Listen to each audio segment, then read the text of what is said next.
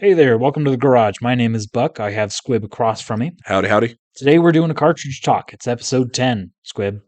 Episode 10. Every 5 episodes, we plan on doing a cartridge talk. We might switch it up later, but as of right now, as of this episode, we're going to try to do one every 5 episodes. Well, and this is a fantastic cartridge talk because last week we did the M9130 Mosin Nagant. Yes. So I am stoked to see us expand on that more and dig really into the cartridge and less about the gun. And last week, we specifically left out the 7.62x54R to some capacity to talk about the Mosin specifically and make sure that hour was focused on the gun. Right. Now we can kind of divert ourselves and kind of get into, okay, well, let's talk about the ballistics, the reloadability, the history of the cartridge itself, because it is separate. Yeah. And now we can talk about a lot of different firearms, not just the Mosin that shot this wonderful cartridge. We're talking about the 7.62x54R today, folks. And there's going to be a little bit of carryover. I mean, you can't talk about the gun without a little bit talking about the round it shoots. So, but we're definitely going to dig way deeper into the round than we were. And I'm stoked because it's just a really cool round to talk about. It is. I wouldn't say there's anything nostalgic about it, but it's just something cool. For me, I think some people get romantic feelings for the 4570 because it's an old cartridge, took Buffalo. It was part of American history. I think 7.62x54R kind of holds that designation with me as something that was historically used in some of the world's greatest and worst moments and is still being used today to some capacity by other countries.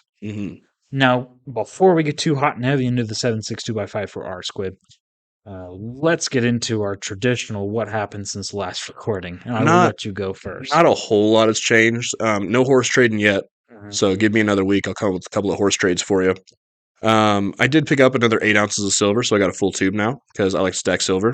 And I did pick up a new holster for the 1873 Birdie that I horse traded for. It's by Makers. It's from the El Paso Saddlery Company in El Paso, Texas. Didn't take long for you to get a holster for that thing, did it? No, I came across it pretty quick because I really kind of fell in love with this pistol. Once I got it, I went on a Western movie kick, and I bet you in the past 2 or 3 weeks, almost every night that I've had some alone time at home when the kids asleep and the ladies asleep or working, I have been watching Westerns every single night. Let's not take this to a weird corner, Squib. That could have been phrased better. But when I get some time to myself and I get the TV to myself, I've been watching Westerns lately. So I'm on a Western kick right now, which out of a lot of my friends group for gun people, I am kind of referred to as the FUD cowboy who likes the stuff that's outdated. I just think it's neat. You are. I could see where your friends get that conclusion from. Yeah. A lot of those guys are high speed. A couple of them have operated in a number of countries and think that they need the newest, best equipment, which I totally understand. Meanwhile, Squib's over here spinning forwards and backwards a 45 long Colt Birdie, and I just think it's neat. And what sucks for me is I'm in the middle because I'm out here with my, bolt action 300 Win Mag, or I'm looking at getting a bolt action 300 Blackout. Stoked to see that one built up. Me too. I think that'll be my suppressor gun. That'll be great. It will be. So, but plans for the future. Did you pick a suppressor out for that one yet? Not yet. No, I haven't even dived into that world. Okay.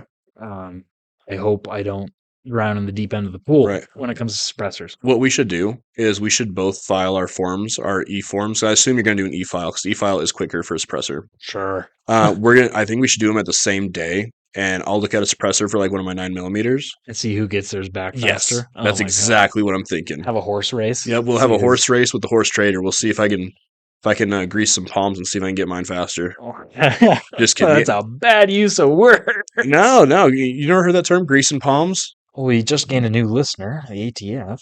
Oh, they've been listening to me a long time. I'd like to give my personal ATF agent and my homeland agent a shout out, and I hope they have had wonderful holidays and are ringing in the new year well. Whenever we see our podcast episodes get the first view, we can count on that being those fellows listening to you. ATF has entered the chat.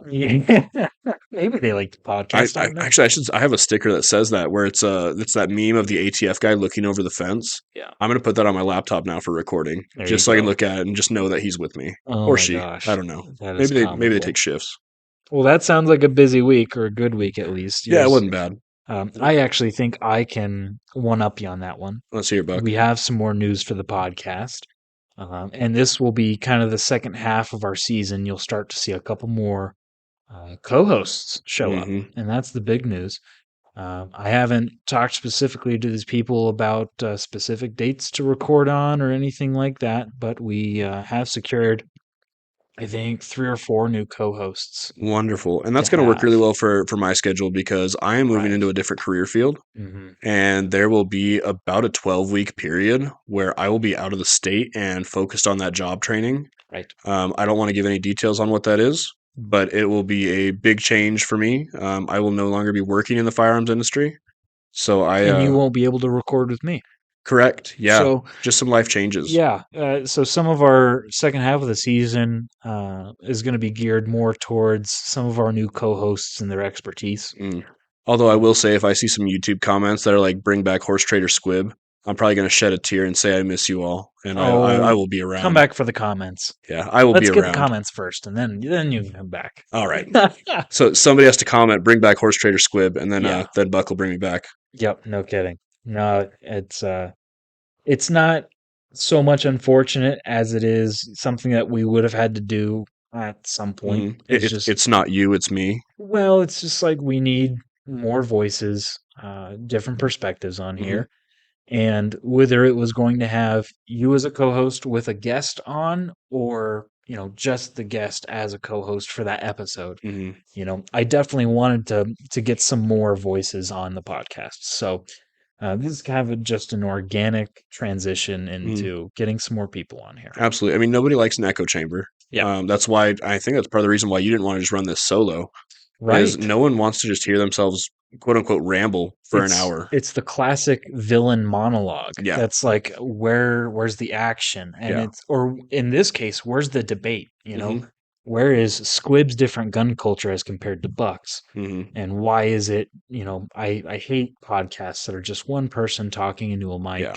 and just reverbing garbage. Well, and I think the podcast is going to benefit, and our listeners are going to do nothing but benefit. I mean, there's Yes. nothing wrong with more Yeah. perspective. Now, I will spoil it for you guys. One of the co-hosts is going to be my dad. Papa Buck. I can say that because I can just call him dad and not give any information out on him.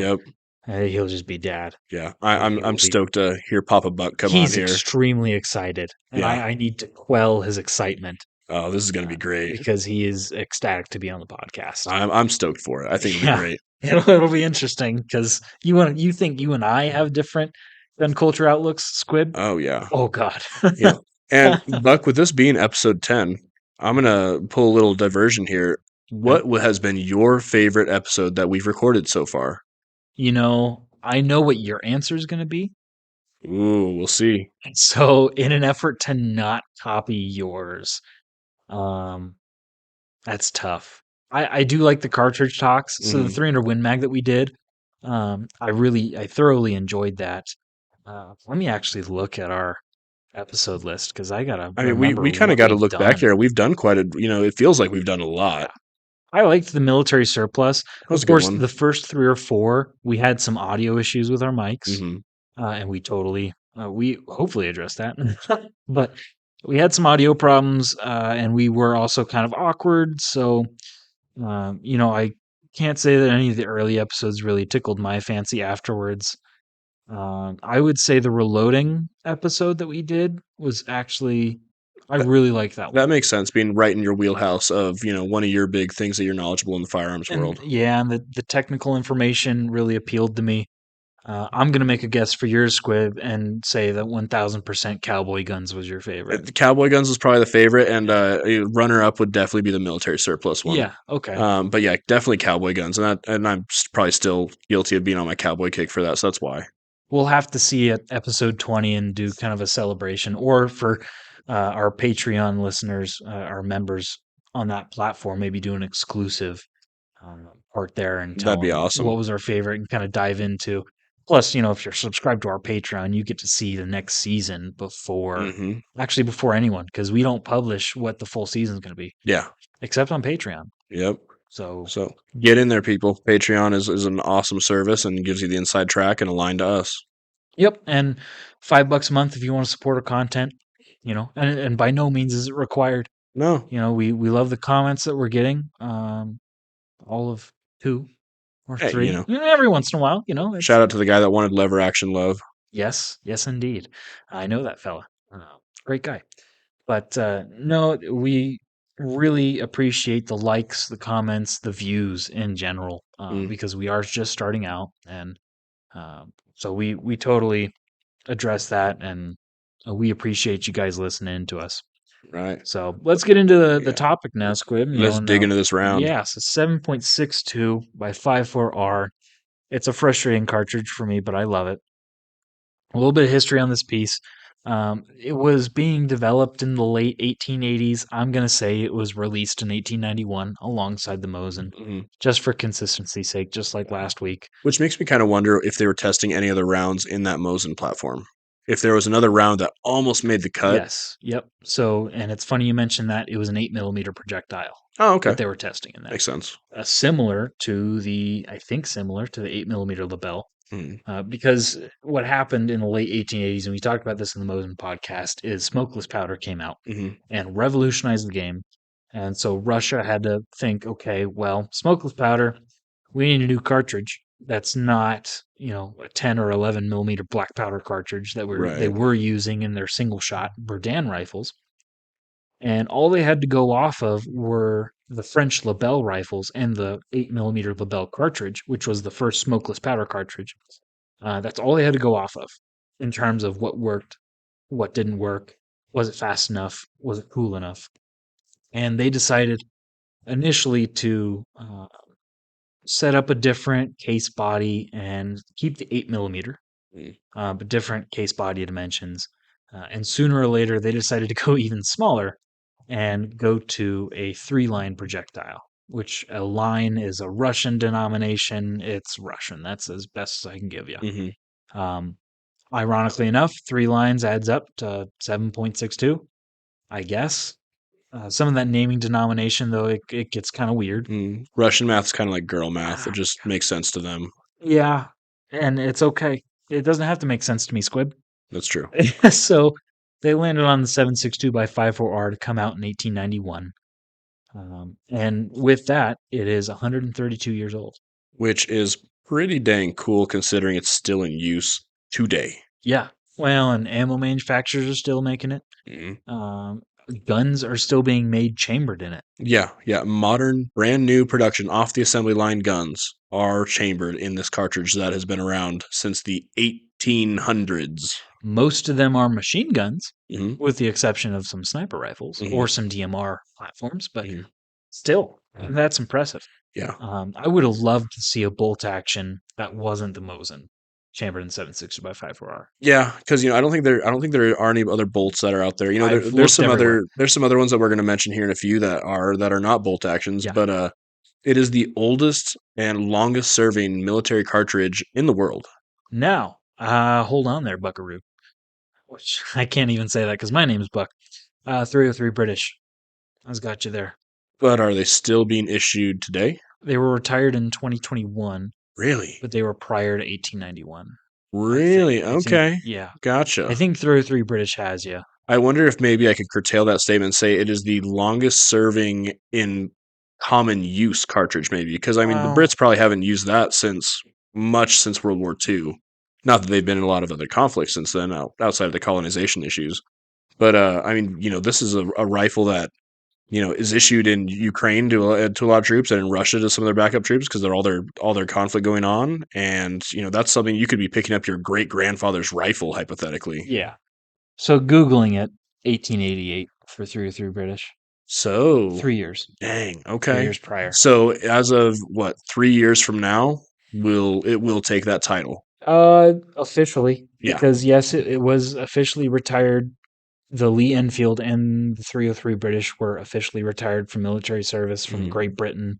I think India was using them, Canada. Yeah. Pretty much all the Commonwealth. You know who still gets issued Lee Enfields? Humor me. Who? Canadian Forest Rangers. Oh, yeah. Which I think is kind of awesome because there's tons of those rifles in that country and tons of those rounds. So I'm kind of shocked, but yeah, they're still issued Lee Enfields in 303 British, and that's not surprising. So in the official capacity, yes, I think the 7.62 by 54R will surpass the 303 British because the 303 British was officially retired with the Lee Enfield. That being said, I think the 303 British, like the Canadians, and the Commonwealth. I think they're going to be in use well after the Lee Enfield's retirement in These are 2021. almost 100-year-old rifles in some situations that are still being issued. So I can't imagine having a job where they're issuing me a 100-year-old rifle. It'd be pretty wicked. Yeah. So 1891 makes it 132 years old. Just for all intents and purposes, it is the longest military adopted cartridge because Russia still uses it, and probably some of the comm blocks in China. So what are some firearms that utilize this really interesting caliber? So I know what everyone's going to think of. I know what everyone would say. And I'm going to save that one for last. Okay. I'll address the one that you really want me to talk about. Oh, one of my favorites. Which is the Winchester 1895, which, before you say anything, I don't think most people would understand that there was a Winchester 1895 chambered in 7.62x54R. I've never held one. I've only ever seen pictures, and I think I used it in Battlefield 1 when I was playing Xbox back in the day. So I think they're really cool. I just love that you have some lever action goodness with this European manufactured cartridge. It's just neat. Now, Battlefield 1, I haven't played that game. Did they advertise it as 7.62x54R? I believe so. Really? Yeah, that was the one that was centered around World War I, and that was probably my favorite Battlefield game of all time. Because it would be so easy to advertise it, or just not to say, and leave it up to the imagination of the player. And it could be 3040 Craig or 3030. Yeah, I believe it was designated as the 54 rimmed, so I'm pretty dang sure. That'd be awesome. You have, aside from those, the SVT-38 and the SVT-40, which were Russia's first kind of semi-automatic bigger bore rifles. Yeah, and those kind of toe the line between sniper rifle and DMR. I think by today's standards, they are known specifically as a designated marksman rifle. I think for the SVTs, I would more put them on assault rifle to DMR. I wouldn't put them up with sniper rifle because at that point you still have Mosins with PU scopes. True. And then, not to give up the end, but the Dragunov SVD. With the Kalashnikov being the big thing in the late 40s, early 50s, apply that to a sniper role, which is the Dragunov SVD. Yeah. And there's your designated sniper. Yeah, which those are all over the world as well. I mean, our troops during except for America. Yeah, except for, world's greatest country. That is sad, but there are many tales of during the conflict in the Middle East that we were involved in for way too long. Of guys going up against snipers that were equipped with those. And a lot of those were leftovers from the Soviet-Afghan war. It's a dream gun. That is definitely a dream gun for me. That's one of those ones where it's if I win the lottery, you won't know, but there will be signs. And you take a Dragunov to the range? Yeah, I'll take a Dragunov to the range. I'll say, hey, Buck, happy birthday. Here you go. Yeah. So you have the SVTs series we talked about, the Romanian PSL, which is the Dragunov we have at home. Yeah. Essentially. Yeah. I would put that, and people will fight me on this, but it is a DMR rifle. Yeah, it is not I can agree with meant to be a sniper rifle. Right. I don't know the mechanics that go into that decision. I couldn't tell you. I know one difference is the mag well is either up against the trigger well or there's a space between the trigger guard, not well, excuse me. There's either a space or no space between the trigger guard and the magazine well. And that's kind of, it's small stuff like that. Yeah. And then one of my favorites is definitely the PKM machine gun.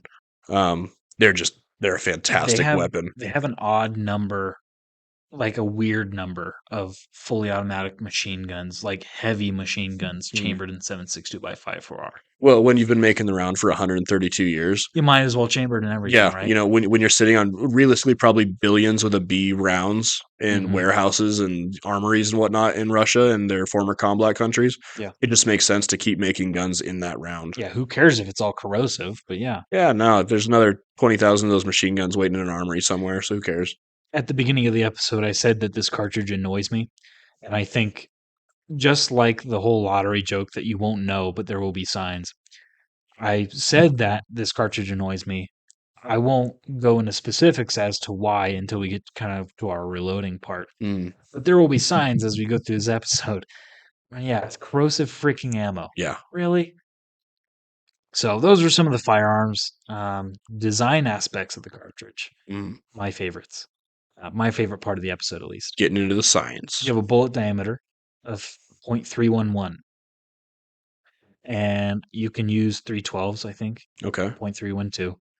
Um, the bores were anywhere from .308 to .316 Oh, in the Mosins. Sorry, I should right. clarify that. The Mosins, the quality control is so bad with the barrels, you could have a .316 diameter bore uh, in your Mosin barrel. That makes In sense. which case, if you think about bullets, if you had a traditional 308 bullet going down a .316 diameter barrel, hanging off the sides before Yeah. it goes out the end. That rifling in the barrel is going to be trashed after a couple hundred Yeah. rounds, if Yeah. that. So on the Mosins, and we actually didn't mention this in the episode, but always slug your bore to figure out what diameter your bore is before you even consider loading any reloading stuff for your Mosin. Makes sense. Because some of them are 308 bores, in which case you can use traditional 308 bullets, which is awesome. The ones I have are 311. So I use 311 bullets, which are, So you got some tight ones. yeah, which is good. Yep. They're designated, the bullets themselves as components are designated as 303 Mm. or 77, because those are the same bullet diameters used in the 77 Jap and the 303 British. Okay. So you have a little bit of compatibility between those three. The bullet diameter, I hate that it's weird. Mm-hmm. If you buy reloading dies for the 7.62x54R, they'll have the sizing ball for the 311 and the 308 Okay. diameter. So Gotcha. you can load either bullet, which is Gotcha. awesome. Aside from that, it's a rimmed cartridge. Expand on that for some of our listeners that might not understand what a rimmed cartridge means. Because, I mean, every cartridge has a little bit of a lip on it, which is kind of like a rim. But Yeah, expand on rimmed cartridges, please. sure. So when you think about case anatomy and you look at the body of a case, you have a brass wall that holds your powder. That's the part that most people can, all people can understand that. It leads down to what's called the case head, which is where companies will inscribe their name and what cartridge is on the case head. And between the case head and the body, there is usually a groove that an extractor can latch onto. This is a non-rimmed cartridge because there is a groove, not a rim, that the extractor can grab onto. In this case, the 7.62x54R, the body leads directly into the case head, so no groove, and the case head is purposely wider than the body, which creates a rim all around the circumference of the cartridge, and that's what the extractor grabs onto. That is probably the best explanation of a rimmed cartridge that I've ever heard. And I've never had to explain that to anyone until now. But I think it's And not to important say info. that I needed to, but I've been thinking about this for a while because in my head as a kid, I was like, well, they do technically both have a rim. Yeah, but if you put a 30-06 compared to a 7.62 at 54R, you are going to see that huge difference on that rim lip. But at the same time, you put a 308, which is even closer to the 7.62x54R, next to that cartridge. And I mean, granted, yeah, you can see the same differences in the case heads in the rimmed and non-rimmed cartridge, but then you get up to the body and the neck and the shoulder, and it actually kind of looks not too dissimilar. Because you have to think the 308, the NATO denomination is 7.62x51. Yep. Versus 7.62x54. Right. Which I in the past had incorrectly kind of compared 54 rim to like 30-06. I had always referred to it as like a Russian 30-06, when really you're right. It is much closer to a 308. And it's I'm not saying that you're making a bad comparison because you're not. It's a weird cartridge that's a bounce between a 308 30-06. And I want to say 3030 because it's another rimmed cartridge, but in my mind, it's miles above a 3030. But so it's maybe 303 British is the better one to put in there. Sure. So put a combination of 30-06, 308, and 303 British, and you have yourself a 7.62x54R. That's a good way to put it. There's awesome. a weird Venn diagram to put in your head, but it makes sense. Yeah. That being said, if you choose to load for it, I do want to click. So you bore your rifle to figure out what diameter the bore is. If you have a 311 bore or a 312 bore, you can still use 308 bullets. You might see some accuracy disparity, some loss in accuracy. I don't think it'll tear your gun up too much. I would watch for pressure spikes or velocity differences. So there are some contingencies you have to take if you want to load traditional 308 bullets. The reason people want to load traditional 308 bullets, Squib, is because you have then opened up your weights to 110 grain VMAXs from Hornady to 220 grain round nose from whoever, and anything in between. Gives you a lot of variety to pick from.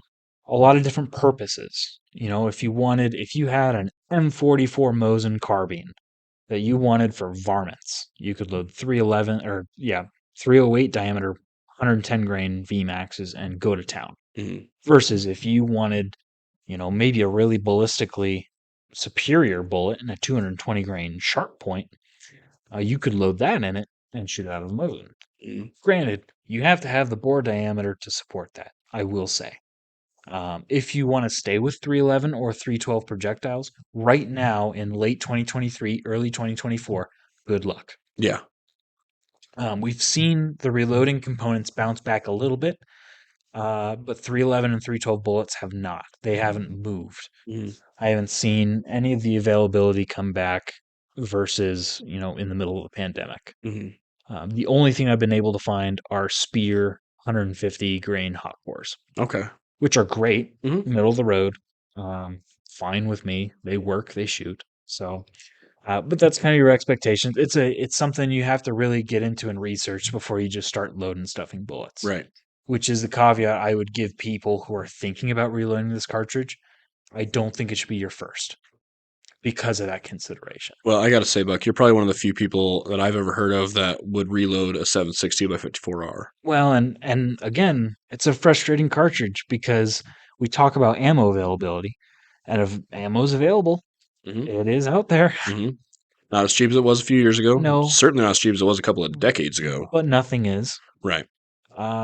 My frustration is that everything on the market, to my knowledge, is steel cased, Mm-hmm. or it's corrosive, or it's Berdan primed. Right. And so, for the listeners that might not know, there are two types of primers in your bullet or in your cartridge. There's a Berdan primer or a boxer primer.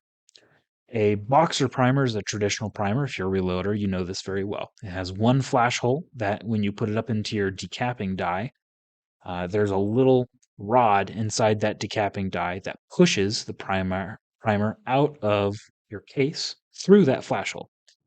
The flash hole's in the center, can't miss it. There's one flash hole. In a Berdan primer, there are two flash holes, and they are opposite each other on the case head. And so if you have a centered decapping stem and you take that case up into the die, you'll break your decapping stem because you're running it into solid brass in the center where a boxer primer would be. When in a Berdan primed case, those holes are on either side of your decapping stem. Things that keep you awake at night, Buck. It's so frustrating. It's like the most infuriating thing because some of these cartridges have crimped primer pockets as well, which means that there will be a little bit of force in the decapping, which decapping is taking out the primer. And so when you raise the ram and put your case into the die and you feel that resistance, you think it's a stubborn primer. So you give it a little more force and you hear that snap. Oh, and I just want to throw something. Yep. So and you know what it is as soon as it happens. So it's the ammo availability is frustrating too. Makes sense. As a reloader. Granted, I need to open up my field of usage to include steel case ammunition in my Mosin. I don't know. There's something about it. I don't want to put steel case in my Mosin. I can see why you would feel that way, especially being such a precision shooter like you are, and trying to get your load developments right where you want them. However, I think if somebody's looking at buying this cartridge, 95%, if not more, of what they're going to find on the market, you're going to be buying steel case. Yeah, or military surplus. Mm-hmm. Yeah, which used to be, again, so much cheaper. It is not what it used to be, but it is still affordable compared to other cartridges on the military surplus market. This is still cheaper than 303 British. This is still, more prominent than a lot of other cases or rounds, I should say. So, it's still out there. Well, and even globally, I have a strong theory that this is a cartridge that is probably one of the most widely distributed cartridges in the world, only next to the 7.62x39, which is its little brother. Yeah. Those two cartridges, and I have it in the notes referenced as the People's Cartridge, or Cartridge of the People, because when I think of this cartridge, I think of uprising against governments or resistances against governments, or private militias, militias in general. If it's in Africa or Middle East or Southern Asia, Asia in general, it's not limited to any continent, but you're likely going to find 7.62 by 54R either on the market to equip a militia, uh, or just to use against the oppressor or Yeah. whoever the I don't enemy I don't is. think there's a country in the world that you probably couldn't find this stuff somewhere. No, absolutely not. It's been around for so long and it's been spread out for so long. I mean, who knows how many millions of rounds were left in Afghanistan or the Middle East, I should say, during the Soviet-Afghan War. Hmm. I mean, just how many millions were sitting there. Well, and they sold them to everyone Hmm. after World War II and kind of into the Cold War. Once they realized, okay, we don't need, you know, 200 million bullets or cartridges. Let's make some money off them and sell them to other countries. Um, I've seen a lot of Southern Asia applications for not only 7.62 by 54R, but the Mosin. A lot of them have been sold there. There are a lot of them in the Middle East, Africa, and then South America as well. I Hmm. think that's a big place where they end up too. So, I mean, it's a global cartridge.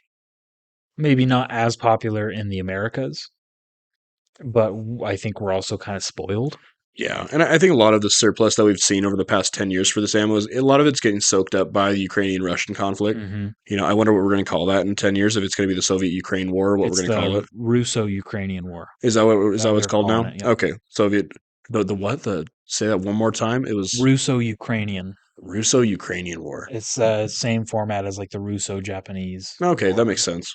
I gotcha. But I mean, a lot of that ammo that was being imported either through our import laws is no longer available, or Yep. a lot of countries just said, nope, this is worth more going over to Ukraine. Yeah. On the commercial market for the United States, you have a couple people that still load for it. Hmm. I think Hornady does still load for it, though I haven't seen the ammo in a while. I think I remember seeing it a couple of years back. I haven't seen it lately. They do a vintage match line of some really nice quality Mm. 7.62 by 54R. I know they had uh, 7 Mauser, 8 Mauser. They have 7.5 Swiss. I know because I've got a Yep. couple of those boxes at the shop right now. Yep. And so 6.5 Swedish, Mm. some of the World War II or your vintage rifles, they made the ammo for it in a match line. Yeah, which we've said it once. So We'll say it again. Shout out to Hornady Ammunition in Grand Island, Nebraska, for being, I think, one of my favorite ammunition companies in the world. sponsor us, please. That'd be awesome. Or at least send us a hat or something. Something. Yeah. So yeah, I know PPU, Privy Partisan, still loads for it as well. That's where I've gotten most of my ammo that I can shoot and then reload, because they make boxer primered brass for Mhm. it. So they're like Um, your wet dream of an ammunition company right now for that rifle. and it's not that it's the wet dream, it's what's cheap, it's what's common, and it's reloadable. Mhm. Whereas Hornady match line, it's not as findable, it's not as cheap. It is reloadable, which is Mhm. awesome. But, when you're looking at factors, I want all 3 boxes checked, not Yeah, just good ammo. yeah. So shout out to PPU for checking all those boxes for us. Yes, thank you. On the steel case side of things, Squib, you might know a little bit better than I, because I don't keep track of steel case ammo as well. But what kind of steel case options are you seeing on the market? I'm seeing a lot of Chinese from that. Oh, I've had a number of spam cans of Chinese 7.62 54R come through. I've seen some Hungarian. I've seen some Romanian, and I'd say there's a lot more Romanian than there is Hungarian for sure. mm, And of course, you have Russian production. A lot of that I've seen on the market. Prices are still varying. I'm seeing spam cans right now of it go, and I believe the spam can for that is 440 rounds. Because I think for 7.60 by 39, it's 660 in the same size can. that sounds right. So for that, I'm seeing those anywhere between 3 and 350 for a price. I know that there's one down at Pioneer Rifle. Again, shout out to Mitch from last episode. He's got one down there right now, I think, for like 319. I think it's Romanian. But as you know, right now I don't have a Mosin or anything in this chamber or in this caliber, so Yeah. I haven't gone and picked it up because I just haven't needed it. You don't have any reason to pick up a spam cam like that. No, but when I win the lottery, I won't say anything. There'll be signs. I'll just be Yeah. sitting on spam cans instead of a bar stool in the garage. I've always thought about buying one of those spam cams because 440 rounds would last me a lifetime. Oh, that would last me a couple weekends. So I get it. Well, a bolt action Mosin, it lasts you longer than that. Depends on how many Mosins, how many friends I bring out there, I Oh, guess. come on. Yeah, you are not wrong. 440 rounds. If I shot it consistently, granted, I use it for iron sight shooting. I that would probably last me a year or two. Yeah, I recall one time in college, me and a couple of buddies with our Mosins, we did a firing line of I think 4 of us. Mm-hmm. We were doing volley fire, Yeah, and it was just neat. So it was neat with 4 guys shooting Mosins in this caliber. I can only imagine if you had like 100. I mean, it's like an orchestra. did you put the ladder up all the way for volley fire? No, we didn't because Good. we didn't. But it was just Mortar neat. them in there. Yeah, it was just a neat experience. Yeah, So, but cool. that was when it was still a little bit cheaper to shoot. That was when it Sure. was roughly 20 to 25 cents a round. Yeah. Today we are seeing it anywhere between, on the retail side, I'm seeing anywhere between 50 and 80 cents a round. And that is still the surplus steel case Berdan primers. This is not the sexy ammo. So, but that's just kind of where the market's gone. That makes me feel ripped off because when I first got my Mosin, I bought 2 boxes of Wolf, 20 rounds of steel case. So I do have steel case ammo for this gun. I bought 2 boxes for $20 for 40 rounds, so 50 cents a case. Not terrible. This was 6 years ago, though. I at a gun show we had here locally 2 years ago. I bought some ammo for my brother, who is a big Mosin enthusiast, we'll say.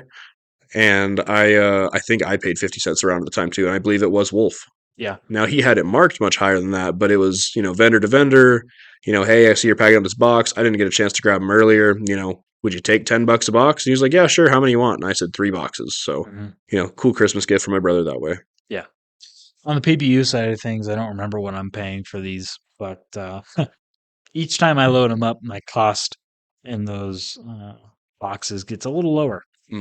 So there are a lot of ways to get ammo for this gun. I would caution the person looking into Mosins and ammo to put through it, because I don't put corrosive stuff through my gun because I am a meticulous cleaner, but I'm also paranoid that I'll miss something that's corrosive and that it'll eat my gun away. Yeah. And there goes any value left in the gun. Yeah. Well, I think that just kind of harkens to at least my idea that every time you take your rifle or handgun or shotgun, whatever you're taking to the range, you probably should be cleaning it after that. Now, as a former 3-gun shooter, boy, my shotgun got dirty before I ever cleaned it. And I can tell you my gunsmith, who we've mentioned on here before, he will run, I kid you not, 1,000 to 2,000 rounds through his shotgun before he cleans it. Yeah, well, and in shotgun you can do that. Mosins, I would say at least put gun oil down the barrel. Yeah. I know with the Mosin that I shoot with for non-corrosive ammo, I put like one, not even a bore snake, but like one patch of gun oil through it just to clear all the crud out. But I leave everything else just so I can have a tighter seal from the bullet to the bore with the copper fouling and the lead fouling. Which I feel like Mosins might be a little bit necessary. Yeah. With some of those bores being inconsistent. Right. So that's my warning to anyone looking to find ammo and shoot their Mosin. Just be careful what you're getting. Research what you're getting because the corrosive side of things will tear your gun apart. And if you do buy corrosive ammo, have a very consistent cleaning schedule. Yeah. Do not wait till the day after you shoot. No, when in doubt, clean it out. And clean it. Just clean your gun, man. So that's going to be tough for some of our listeners to hear. Yeah, but if you're hearing this and you think that you're being targeted, you are. So go clean your gun right now. As a matter of fact, don't mind. As a matter of fact, maybe stick on the next episode of Buck's Garage Podcast, and while you're listening, clean that gun. Yeah, and just know that I will give you a pat on the head when I see you. That's an interesting thing to put that. You never had that as a kid? You did good, kid. Little tap on the head. Good job. Boy, not getting into any childhood trauma here. Fair enough. Fair enough. No. So components. we've talked about the bullets a little bit. I'd love to see some components come back. Again, shout out to Hornady. Please bring back 311 and 312 bullets because I need them in different weights other than 150. Yeah. We'll have one consumer, and that's me. Variety of the spice of life when it comes to bullet weights. Well, and I know many people have plugged 175 grain match bullets into this cartridge. And at that point, you're getting into such a well performing case. And I would say, so the closest thing I would give it up to is the 308. And maybe you take like a tenth of a step back and you're at the performance of a hand loaded 7.62x54R. Granted, you should test your Mosin to make sure it's tough enough to take pressures of modern components, modern bullets, modern powder, all that good stuff. You should be doing that before loading anything. But with the right bullet, this is there's a reason I like this cartridge. There's a reason I load for it, Squib, because I could go the easy route and just push steel case through this thing. And honestly, some of that stuff is accurate. So I could have accuracy through this gun with steel case, maybe even corrosive. I went kind of the hard way because I want to see what this cartridge will do. I know my Mosin's a tough. It can take the modern pressures, so I want to see what kind of performance I can get out of it in my testing. So 311, 312 bullets that I can find, 150 grain will have to do. The brass, I have 100 cases. I'd like to get a lot more. Yeah. You can find like lots of 100 or by weight once fired cases on the internet. Makes sense. Which I haven't gotten into as much as I want to because I love brass. I'm a brass goblin. And 7.62x54R is not one that you find in the bucket at the range. No, certainly not in brass. No. That's just one you don't. So I've thought about that being the first one I actually go online and buy once fired brass. There are probably two types of shooters for this cartridge that buy brass bullets, brass rounds, I should say. People like you who are going to reload and go for precision shooting, and the people who bought it because there was nothing else. That's fair. And then a lot of time maybe they won't pick it up because they don't even know what they have. But that's some brass goblin gold right there if you're leaving it on the range. If you are that type of person that just buys what's there, send me your brass, PPU, boxer primer, please. Yeah. Hey, at least you said please. Maybe that'll work. I don't know. So brass is very much findable. Reloading data is a big thing to make sure you can load this cartridge safely. It is out there. You will have to kind of dig through some books, but I think any reloader should have at least 4 or 5 manuals that they reference before they load. That's just from experience of having one book that overloads their stuff and then other companies that underload their stuff and then finding the middle of, okay, what kind of pressure can I expect? What's healthy? What can I use? I've had and this is a story not related to the topic, but I've had a 308 load from a Lee handbook. And I was 2 grains of powder over. It was the max charge in the Lee handbook. It was 2 grains of powder over the max in the Hornady book. And I came to find out that 2 grains over max charge was correct. And I was two grains over. And I had some primers pop out. Whoopsie. That would have been a bad one. Yeah, that would have been possibly the end of your rifle and or part of your face or hand. My eye, hand. No one likes getting a bolt through the eye. No, I don't see a lot of people recovering from that real well. So be picky on your reloading data.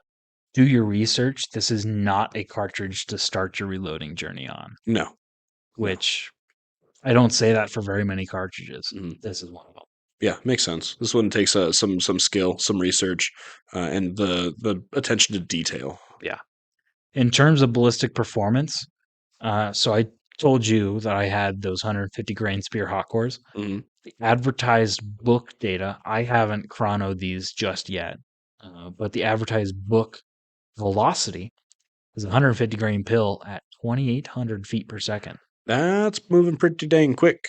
That's not bad. No, I mean, 132-year-old cartridge moving at 2,800 feet per second. I would love to see, if we could find some early 1900s, even late 1800s actual rounds, if we could chrono them, what they would compare to. or how far off they would be. That'd be. I don't. Ooh, man. I don't know how dangerous that would be, Squib. I've got some ammo that I've shot that is 110 years old. Really? Yep, Oh gosh. 25-20.